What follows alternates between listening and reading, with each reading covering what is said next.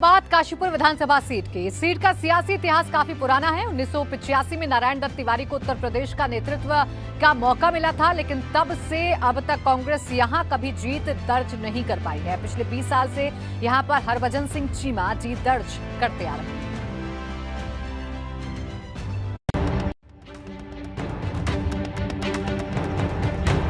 काशीपुर विधानसभा का सियासी इतिहास काफी पुराना है। यूपी के समय में इस सीट से 1985 में नारायण दत्त तिवारी विधायक बने थे, मगर उनकी ये जीत भी इस सीट पर कांग्रेस की अब तक की आखिरी जीत साबित हुई। उसके बाद से आज तक कांग्रेस इस सीट पर दोबारा खाता नहीं खोल पाई। उत्तराखंड बनने के बाद इस सीट पर लगातार हरभजन सिंह चुनाव जीतते आ रहे हैं। 2002, 2007, 2012, 2017 में हुए चुनाव में हरभजन सिंह चीमा की ही जीत हुई थी, मगर इस बार हरभजन सिंह चीमा के चुनाव लड़ने की संभावना कम है, क्योंकि वे पिछले दिनों सक्रिय राजनीति से संन्यास लेने की घोषणा कर चुके हैं। साथ ही उन्होंने अपने पुत्र त्रिलोक सिंह चीमा की दावेदारी भी पेश कर दी थी। हरभजन सिंह चीमा दावा कर रहे हैं कि उन्होंने जनता के बीच रहकर अच्छा काम किया। वो काशीपुर जो आज पॉपुलेशन में दुगने से भी ज्यादा है, कोई घर मकान ऐसा नहीं जिसको पानी की व्यवस्था न की गई हो, जिसके लिए सड़क की व्यवस्था न की गई हो, जिसके लिए बिजली की व्यवस्था न की गई हो। इतना बड़ा काशीपुर का क्षेत्र अगर आज चीमा का नाम लेता है तो उसमें कुछ न कुछ तो है।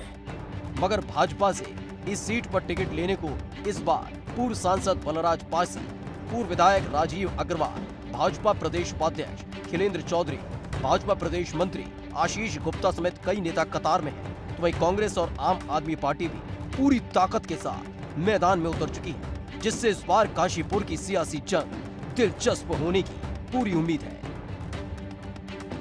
एबीपी गंगा के लिए काशीपुर से विकास गुप्ता की रिपोर्ट। 2017 के चुनाव में भाजपा और अकाली दल गठबंधन प्रत्याशी के तौर पर हरभजन सिंह चीमा की जीत हुई थी, जबकि उन्होंने कांग्रेस प्रत्याशी मनोज जोशी को चुनाव हराया था।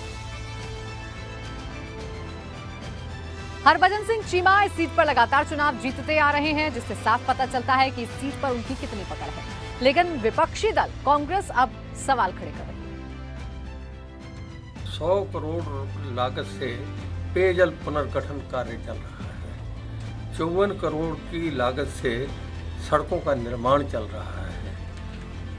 65 लाख रुपए कोरोना महामारी में अस्पताल को आवंटित किए गए।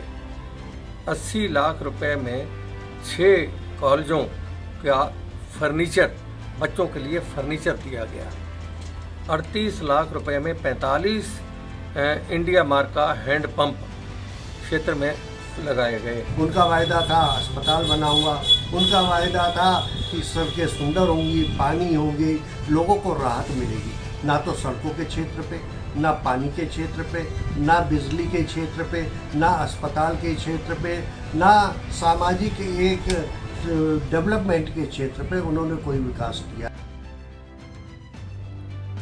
और अब एक नजर काशीपुर विधानसभा सीट के जातिगत समीकरण पर भी डालते हैं। काशीपुर विधानसभा सीट पर सबसे ज्यादा पिछड़ी जाति के मतदाता हैं। इसके साथ ही मुस्लिम भी इस सीट पर अहम रोल अदा करते हैं, जबकि ब्राह्मण, पंजाबी, वैश्य, सिख, अनुसूचित जाति के मतदाताओं की भी अच्छी खासी संख्या है। और अब हम आपको दिखाते हैं कि काशीपुर विधानसभा की जनता के बड़े मुद्दे क्या हैं। पिछले कई दशकों से काशीपुर को जिला बनाने की मांग उठती रही है। शहर के मुख्य बाजार समेत दूसरी अहम जगहों पर जलभराव की समस्या है, बिजली और पानी की समस्या है। काशीपुर के पौराणिक तीर्थ स्थल द्रोणा सागर और गिरिताल की अनदेखी भी एक मसला है। रेलवे ओवर ब्रिज का निर्माण भी एक मुद्दा है। इस पुल का निर्माण 2019 तक होना था, लेकिन अभी तक हो नहीं पाया। और देखिए, मुद्दों की बात हो गई। अब आपको काशीपुर की जनता विधायक के काम से कितना खुश है, ये भी दिखा देते हैं। अभी भी समझ में नहीं आ रहा कि वो अपनी दुकान खोले या ना खोले, कब ये पुल बनेगा, कब सड़कें बनेंगी।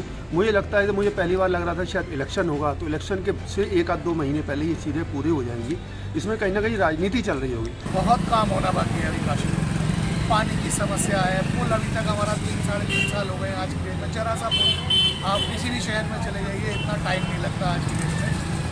21वीं सदी में 3.5 साल में पुल बन के तैयार नहीं हुआ। ये भी पूरा नहीं बना। सड़कें कोई किसी गली मोहल्ले में निकल जाइए, सड़कें टूटी हुई हैं, कहीं पर कोई काम नहीं हुआ, किसी को कोई रोजगार नहीं मिला, लोग बाग भूखे मर रहे हैं, व्यापारी परेशान हैं।